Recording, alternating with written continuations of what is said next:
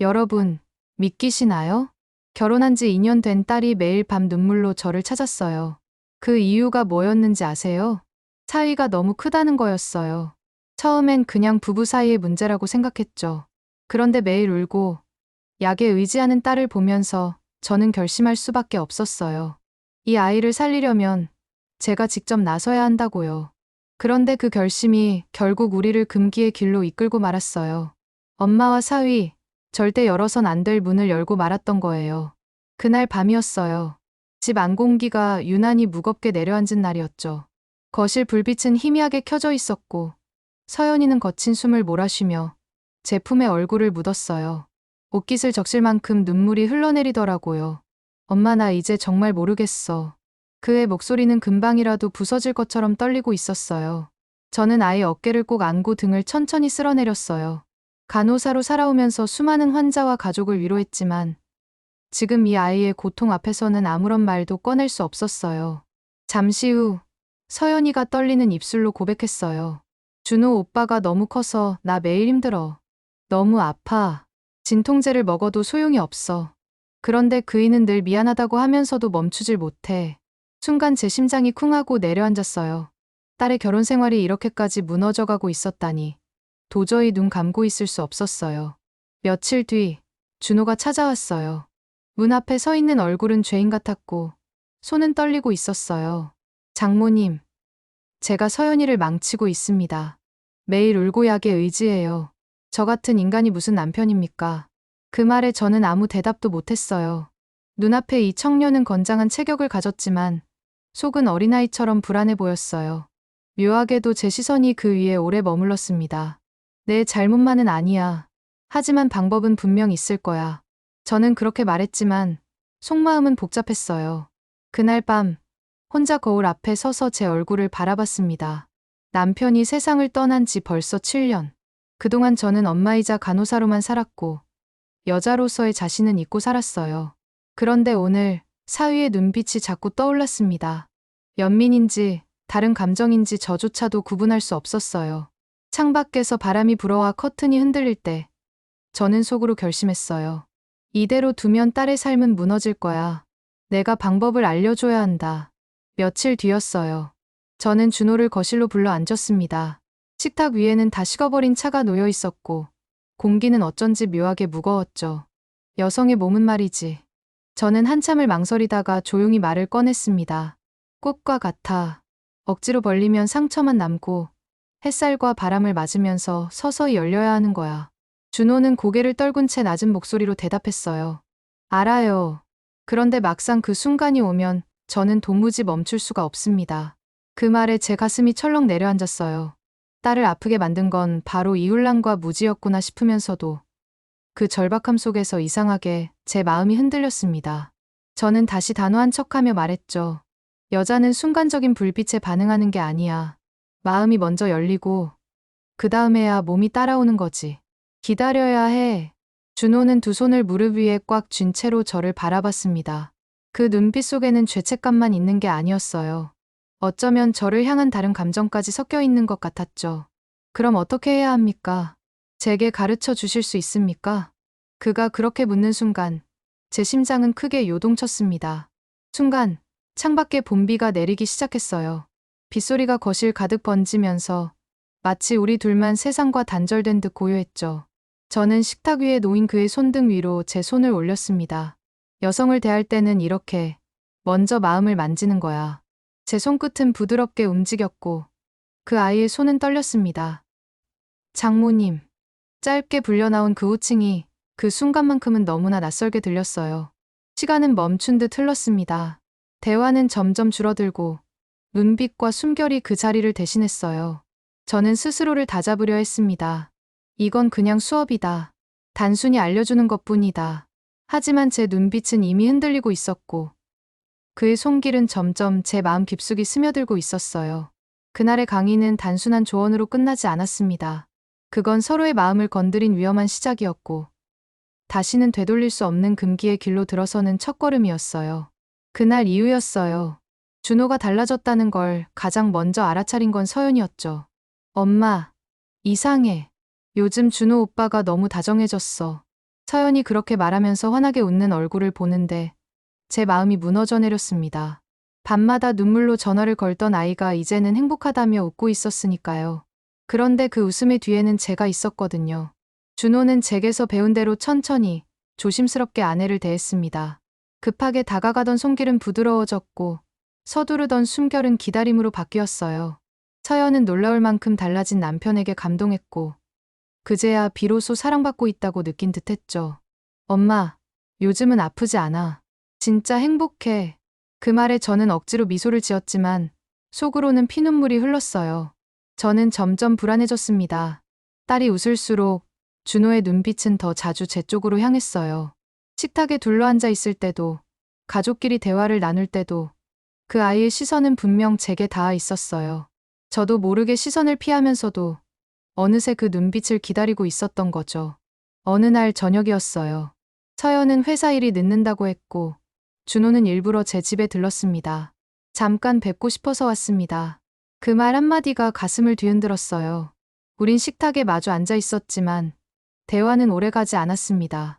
손끝이 우연히 스쳤을 뿐인데 공기는 금세 뜨겁게 달아올랐죠. 아무렇지 않은 척 웃어넘겼지만 심장은 숨이 막힐 만큼 뛰고 있었어요. 그날 밤 서연은 남편의 품에서 행복하다며 잠들었을 겁니다. 하지만 저는 거울 앞에 서서 제 얼굴을 오래 들여다봤어요. 나는 지금 뭘 하고 있는 거지? 남편이 세상을 떠난 후 엄마이자 간호사로만 살아왔던 제가 이제는 여자로 흔들리고 있었어요. 그 흔들림이 두렵기도 했지만 또 한편으로는 살아있다는 실감이 나기도 했습니다. 며칠 후 내 식구가 함께 저녁을 먹는 자리였어요. 서연이 웃으며 말했죠. 엄마 덕분이에요. 엄마가 준호 오빠랑 상담해준 게 효과가 있었나 봐요. 진짜 예전 같지 않아요. 그 말에 젓가락을 놓을 뻔했습니다. 서연은 아무것도 모른 채 환하게 웃고 있었고 준호는 고개를 숙인 채 아무 말도 못했어요. 그 순간 알았어요. 우린 이미 되돌아갈 수 없는 길에 들어서 버렸다는 거요. 밤이 깊어갈수록 저는 더 혼란스러워졌습니다. 이건 분명 잘못된 거예요. 그런데도 제 안의 본능은 이 관계를 원하고 있었어요. 서연이 웃을수록 제 심장은 더 크게 떨렸습니다. 행복한 가정의 웃음소리 뒤에 금기의 그림자가 점점 짙어지고 있었어요. 그리고 저는 스스로에게 속삭였죠. 이제부터가 진짜 시작이야. 그날 밤이었어요. 서연이는 회사 회식이 있다며 늦는다고 했고 집에는 저와 준호 둘뿐이었죠. 거실 불빛은 희미했고 창밖에서는 봄비가 주르륵 흘러내리고 있었어요. 장모님, 요즘은 서연이가 많이 달라졌습니다. 웃는 얼굴을 보니까 제가 조금은 안심이 되더군요. 준호가 그렇게 말하며 잔을 기울였어요. 목소리엔 안도와 함께 설명하기 힘든 묘한 떨림이 묻어 있었죠. 저는 차분히 고개를 끄덕이며 대답했어요. 그게 다 내가 노력했기 때문이야. 서두르지 않고 천천히 다가가니까 아이가 너를 받아들일 수 있었던 거지. 말은 그렇게 했지만 제 속은 흔들리고 있었어요. 그의 눈빛이 자꾸만 제게 머물고 있었거든요. 잠시 침묵이 흘렀습니다. 빗소리만이 창밖을 두드리고 있었죠. 그때 준호가 낮은 목소리로 말했어요. 그런데 서연을 대하는 법을 가르쳐 주셨던 그날 이후로 자꾸만 장모님 생각이 납니다. 그 눈빛, 그 손길이 머릿속에서 떠나질 않습니다. 제 호흡이 순간 멎었어요. 손에 들고 있던 잔이 덜컥 떨렸죠. 준호야, 그건 안 돼. 우린 절대 그래서는 안 돼. 입으로는 그렇게 말했지만 제 목소리는 설득력 없이 떨리고 있었습니다. 그 애는 더 가까이 다가와 제 손을 덮었습니다. 알아요. 잘못된 거라는 거. 그런데도 장모님 앞에 서면 아무것도 제어할 수가 없습니다. 순간 제 심장이 쿵하고 내려앉았어요. 머리는 수백 번 안 된다고 외쳤지만 몸은 그 말을 따르지 않았어요. 떨리는 손끝이 그 아이의 손을 꼭 움켜쥐고 있었으니까요. 그날 밤 빗소리와 함께 우리는 선을 넘었습니다. 말로는 설명할 수 없는 감정이 우리를 집어삼켰고 그 순간만큼은 죄책감도 사라졌어요. 오직 살아있다는 감각만 또렷하게 남아 있었습니다. 다음 날 아침 서연은 행복한 얼굴로 전화를 걸어왔습니다. 엄마, 어제 늦게 들어갔는데 준호 오빠가 기다려주더라. 이제 예전처럼 무섭지 않고 따뜻해서 좋아. 저는 차갑게 식어버린 커피를 들고 창밖을 바라봤어요. 그래, 다행이구나. 입술로는 그렇게 말했지만 속에서는 피눈물이 흐르고 있었습니다. 그날 이후 우리는 조심스러웠습니다. 겉으로는 아무 일 없던 것처럼 웃었지만 눈빛 하나, 손끝 스침 하나에도 온몸이 떨려왔어요. 저는 알았어요. 이 길은 이미 되돌릴 수 없다는 거요. 그리고 마음속 깊은 곳에서 한 가지 감정이 더 또렷해지고 있었습니다. 두려움과 함께 찾아온 묘한 기대감. 그날 이후로 제 삶은 완전히 달라졌어요. 낮에는 엄마로서, 또 사회에서 인정받는 여성으로서 평범하게 살고 있었지만 밤이 되면 전혀 다른 사람이 되어버렸거든요. 준호와 저 사이의 관계는 한 번으로 끝나지 않았습니다. 장모님, 저 오늘은 그냥 얼굴만 뵙고 싶었습니다. 그렇게 말하며 찾아왔지만 결국 우리는 서로를 뿌리치지 못했어요. 말은 변명처럼 시작되었지만 끝은 늘 같았습니다. 처음에는 죄책감이 너무 커서 숨이 막혔습니다. 서연이가 행복하다며 웃는 얼굴을 볼 때마다 제 속은 무너져 내렸고 거울 앞에 서면 제 모습이 낯설게 느껴졌어요. 나는 지금 딸의 남편과 무슨 짓을 하고 있는 거지? 그 질문을 수없이 되뇌었지만 이상하게도 멈출 수가 없었어요. 왜냐하면 준호와 함께 있을 때마다 제 안에서 오랫동안 죽어있던 감각이 되살아났거든요. 그 아이의 손끝이 닿을 때마다 심장은 미친 듯이 뛰었고 세상이 잿빛으로 보이던 제 삶이 순간적으로 색을 되찾는 것 같았어요. 한편으로는 진우 씨가 다시 다가오기 시작했어요. 병원에서 함께 일하던 동료, 제 과거의 시간을 공유했던 사람. 그는 늘 제 곁에 있겠다고 말했고 다정하게 제 손을 잡아주었죠. 윤정아, 넌 혼자 버티느라 너무 고생했어. 이제는 나한테 기대도 돼. 그 말이 마음을 울렸습니다. 세상 누구보다 안정적이고 믿을 만한 남자. 그와 함께라면 제 삶이 평온해질 거라는 걸 알았어요. 그런데도 제 심장은 또 다른 방향으로 뛰고 있었어요. 진우 씨의 손길이 편안했다면 준호의 눈빛은 불길처럼 저를 집어삼켰거든요. 이 두 가지 세계가 동시에 제 안에서 부딪히기 시작했어요. 낮에는 진우 씨와 나란히 걸으며 따뜻함을 느꼈고 밤에는 준호의 숨결 속에서 살아있음을 느꼈습니다. 겉으로 보기엔 균형을 잡은 듯했지만 그건 언제 무너져도 이상하지 않은 아슬아슬한 줄타기였어요. 어느 주말에는 내 식구가 함께 여행을 갔습니다. 서연은 환하게 웃으며 말했어요. 엄마, 우리 이렇게 같이 오니까 진짜 가족 같아. 진우 아저씨도 함께라서 든든해요. 저는 억지로 웃었지만 속은 바짝 타들어가고 있었죠. 왜냐하면 제 앞자리에 앉은 두 남자 겉으로는 전혀 다른 존재인 그들이 사실은 제 삶 속에서 엮여 있다는 걸 저만 알고 있었으니까요. 준호는 뒷좌석에서 서연의 손을 잡고 있었지만 창밖을 보는 눈길은 자꾸만 제게로 향했습니다. 진우 씨는 묵묵히 운전을 하면서도 그 기묘한 공기를 느끼는 듯했죠. 펜션에 도착해서 저녁을 먹고 와인을 나눴습니다. 벽난로 불빛이 은은하게 번지는 사이 웃음소리는 흘렀지만 그 속에는 보이지 않는 긴장이 숨어 있었어요. 준호의 시선은 저를 놓치지 않았고 저는 애써 고개를 돌렸습니다. 밤이 깊자 혼자 베란다에 나와 차가운 바람을 맞았습니다. 그런데 뒤에서 발소리가 들리더니 준호가 다가왔습니다. 장모님, 오늘 하루 종일 눈도 제대로 못 마주쳤습니다. 미칠 것 같았습니다. 그의 목소리는 낮았지만 뜨거웠습니다. 여기선 안 돼. 모두 함께 있잖아. 제가 속삭였지만 이미 손끝은 떨리고 있었어요. 그래서 더 참기 힘듭니다. 그가 제 손을 덮었을 때 심장은 금방이라도 터질 것 같았죠. 다음 날 아침, 서연은 행복하게 제 손을 잡으며 말했어요. 엄마, 이렇게 가족끼리 같이 오니까 너무 좋아요. 엄마도 이제 혼자 아니니까 든든하죠. 저는 억지 웃음을 지었지만 가슴속은 무너져 내렸습니다. 겉으로는 완벽한 가족의 모습. 하지만 그 속은 이미 금기의 불길이 타오르고 있었으니까요.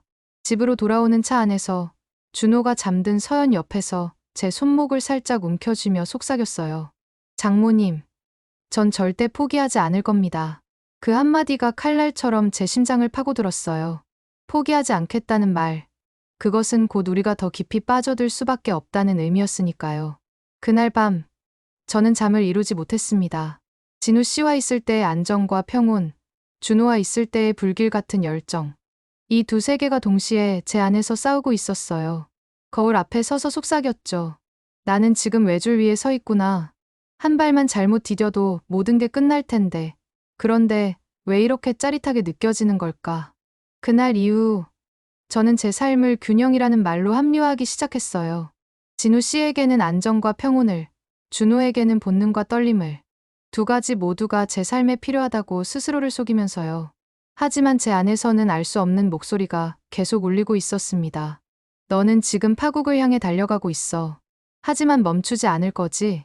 저는 대답 대신 그 목소리를 외면한 채 또다시 줄 위를 걸었습니다. 봄 햇살이 유난히 따뜻하게 내리던 날이었어요. 서연이가 병원에서 돌아오자마자 제 방으로 뛰어들어왔습니다. 두 눈이 반짝였고 손에는 작은 봉투가 들려 있었죠. 엄마, 나 임신했어. 그 말이 떨어지는 순간 제 심장은 덜컥 내려앉았어요. 웃어야 하는데, 기뻐해야 하는데 도리어 숨이 막히는 것 같았어요. 정말이야? 몇 주 됐대? 제가 겨우 물었더니 서연이가 해맑게 웃으면서 대답했죠. 2달 됐대. 아직은 조심해야 하지만 아기가 벌써 이렇게 자라나고 있대. 서연은 환하게 웃으며 준호의 손을 꼭 잡았습니다. 오빠, 이제 우리 진짜 가족 되는 거야. 그때 준호의 얼굴이 스쳐 지나갔어요. 억지로 지어올린 미소 뒤에 숨겨진 불안, 그리고 슬쩍 제 쪽으로 향하는 눈빛. 저는 온몸이 굳어버렸습니다. 이제부터는 서연이와의 관계를 조심해야겠지. 그런데 그럴수록 나를 더 찾게 되지 않을까. 그 생각이 스치는 순간 오싹할 만큼 두려웠습니다.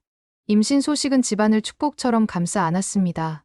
서연은 하루가 다르게 행복한 얼굴로 아기의 미래를 이야기했어요.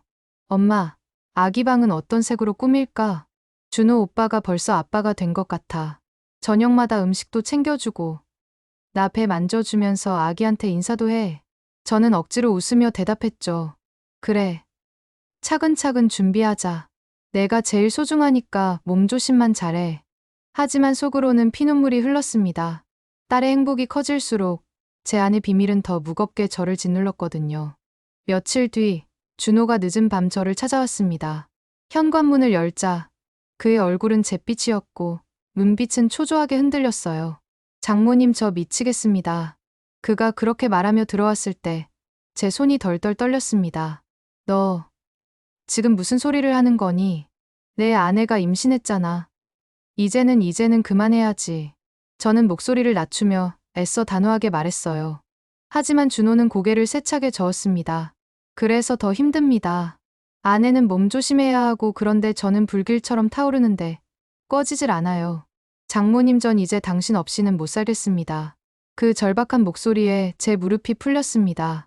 머리로는 수천 번 안 된다고 외쳤지만 제 심장은 이미 대답하고 있었어요. 창밖에서는 봄비가 내리고 있었어요. 빗줄기가 창문을 타고 흘러내리며 마치 우리 삶이 위태롭게 흔들리고 있는 것 같았어요. 저는 속으로 다짐했습니다. 이제 그만하자. 더는 안 돼. 이제는 끝내야 해. 하지만 준호가 떨리는 목소리로 제 귀에 속삭였어요. 장모님, 저는 당신을 원합니다. 그 한마디가 제가 쌓아 올린 결심을 무너뜨려 버렸습니다. 제 손끝은 이미 그 아이의 손을 붙잡고 있었으니까요. 다음 날 아침, 서연은 제게 전화를 걸어왔습니다. 목소리는 세상에서 제일 행복해 보였어요. 엄마, 요즘 준호 오빠가 너무 다정해. 아마 아빠가 된다는 게 실감나서 그런가 봐. 저는 차갑게 식어버린 커피를 들고 창밖을 바라봤습니다. 그래, 그렇겠지. 입술은 그렇게 움직였지만 속으로는 울부짖고 있었어요. 그 다정함 뒤에 내가 있다는 걸 넌 모르겠지. 시간이 갈수록 상황은 더 위험해졌습니다. 겉으로는 임신이라는 축복이 우리 가족을 더 단단하게 묶는 것 같았지만 사실은 금기의 불길을 더 거세게 키우고 있었거든요. 진우 씨와의 관계도 이어지고 있었습니다. 그와 있을 때면 마음이 편해지고 다시 살아갈 힘을 얻는 것 같았어요. 하지만 준호의 그림자는 늘 제 곁에 있었고 그 열정은 저를 놓아주지 않았습니다. 거울 앞에 서면 제 얼굴이 낯설게 느껴졌습니다. 나는 지금 딸의 남편을 사랑하고 있나? 이게 사랑일까? 아니면 그냥 욕망일까? 아무리 물어도 답은 나오지 않았습니다. 다만 한 가지는 분명했어요. 심장은 여전히 거칠게 뛰고 있었고 그 떨림 속에서 살아있음을 느꼈다는 것. 그날 밤 혼자 창가에 서서 속삭였습니다. 인생은 정말 외줄타기 같아. 한 발만 잘못 디뎌도 끝인데 그런데 왜 이렇게 짜릿한 걸까? 달빛이 희미하게 비치고 방 안의 그림자는 길게 늘어져 있었습니다. 저는 알았어요. 이 길의 끝은 언젠가 파국일 거라는 걸. 그런데도 그 파국이 두려움이면서도 달콤한 유혹처럼 다가오고 있었습니다. 제가 제 입으로 이런 말을 하게 될 줄은 몰랐어요. 하지만 솔직히 고백하자면 그때 저는 두 남자 사이에서 아슬아슬한 줄타기를 하고 있었어요. 한쪽에는 오랜 세월 제 곁을 지켜주겠다 말해준 진우 씨가 있었죠. 그 사람은 늘 묵묵했고 제 손을 잡아주면서 이렇게 말했어요. 윤정아, 이제 너 혼자 고생할 필요 없어. 내가 곁에 있을게. 그 말은 오랫동안 굳어있던 제 가슴을 녹였어요.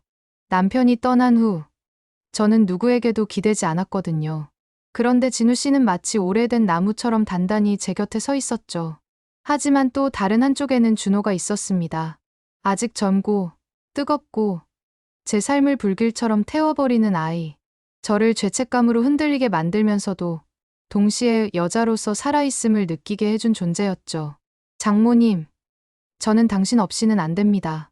그 아이의 떨리는 목소리는 제 모든 결심을 무너뜨렸어요. 낮에는 진우 씨와 나란히 걸으며 따뜻함을 느꼈습니다.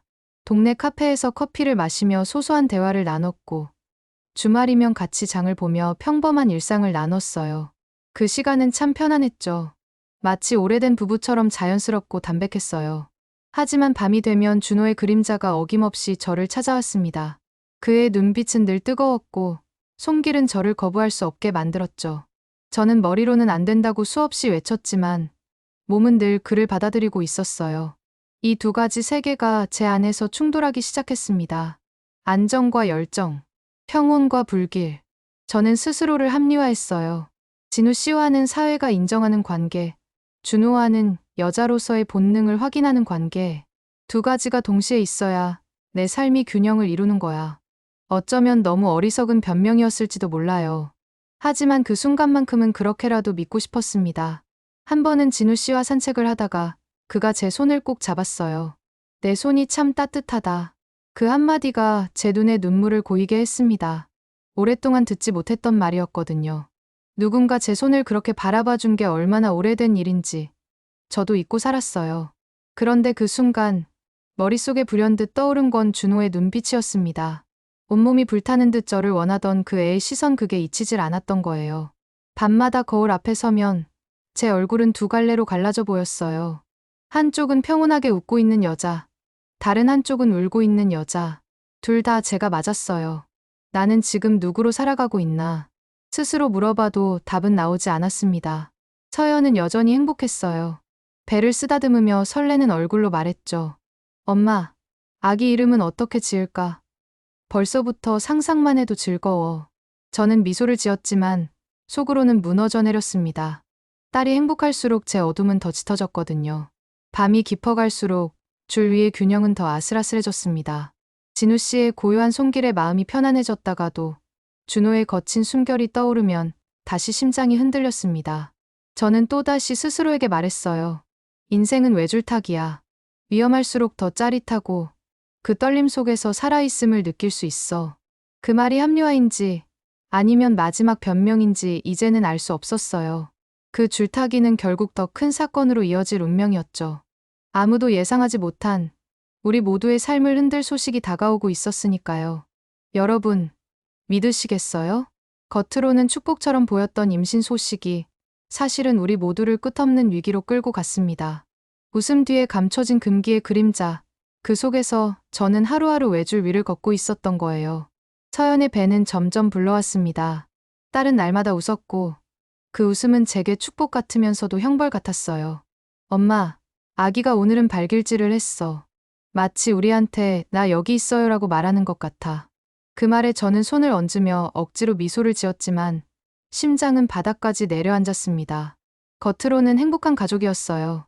저녁 밥상에 둘러앉아 함께 웃었고 주말이면 산책도 했습니다. 진우 씨는 늘 묵묵히 제 곁을 지켰습니다. 그 사람의 따뜻한 눈빛은 제게 안정을 줬어요.